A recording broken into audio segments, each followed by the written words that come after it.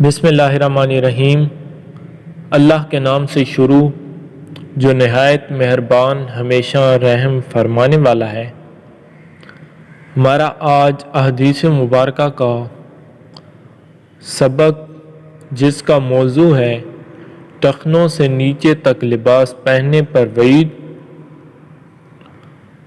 اور کامل مسلمان کون؟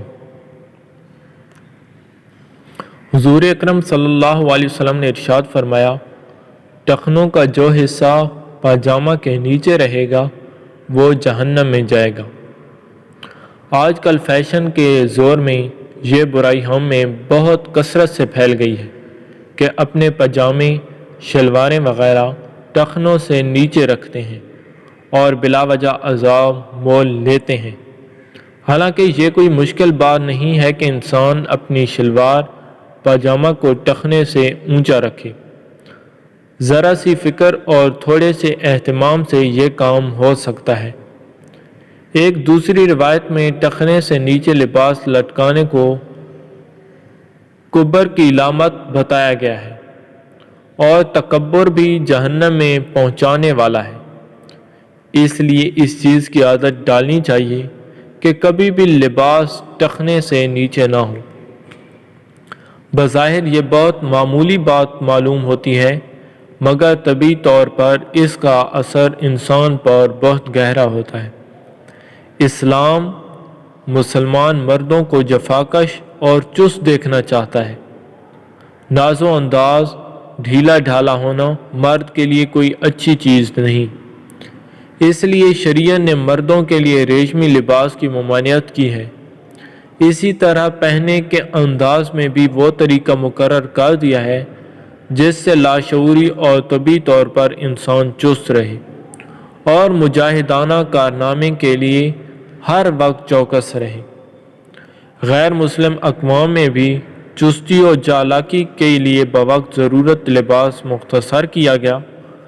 چنانچہ کھیل کود کے وقت کے لیے نیکرا رائج ہے، اسلام میں یہ گناہ ہے، اور عام حالات میں ٹخنے سے نیچے تک کا لباس رائج ہے، مگر شریعت اسلامیہ نے اعتدال اور ہمہ وقتی افادیت کے پیش نظر یہ حیت تجویز کی ہے جو کسی خاص وقت کے ساتھ خاص نہیں اور حد سے متجاوز بھی نہیں۔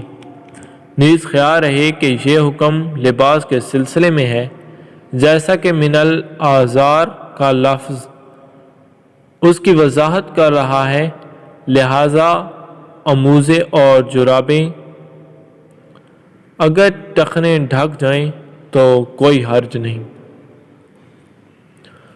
کامل مسلمان کون؟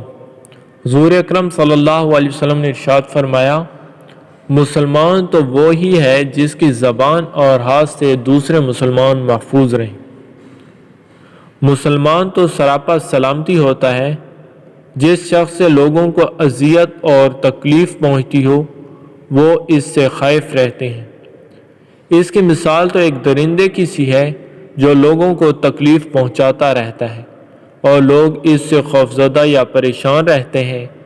ہمیں اپنی حالت پر نظر ڈالنی چاہیے کہ ہماری وجہ سے ہمارے ساتھی، رشتہ دار اور پڑوسی اور دیگر میل جول والے پریشانی یا ناگواری اور تکلیف میں تو مبتلا نہیں ہوتے۔ ہمارا کوئی عمل ایسا تو نہیں جو دوسروں کی اذیت اور تشویش کا سبب ہوتا ہو۔ اگر خدا نخواستہ ایسا ہے تو فوراً اپنی اصلاح کیجیے اور ہر اس عمل سے پرہیز کیجیے جس سے دوسرے مسلمان کو تکلیف ہوتی ہے۔ البتہ اگر کوئی کام شرعی طور پر صحیح اور ضروری ہے اور اس کی بجا آوری سے کسی کو تشویش یا ناگواری ہوتی ہے تو اس میں گناہ نہیں۔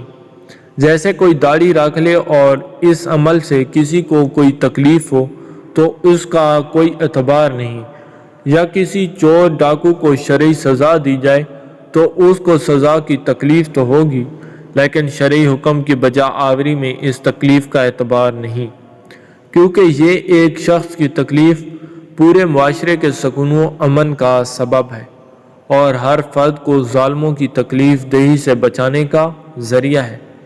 دوسرے یہ تکلیف خود اس ظالم کے اپنے غلط طرز عمل کا نتیجہ ہے اور دوسروں کو تکلیف پہنچانے کی سزا ہے۔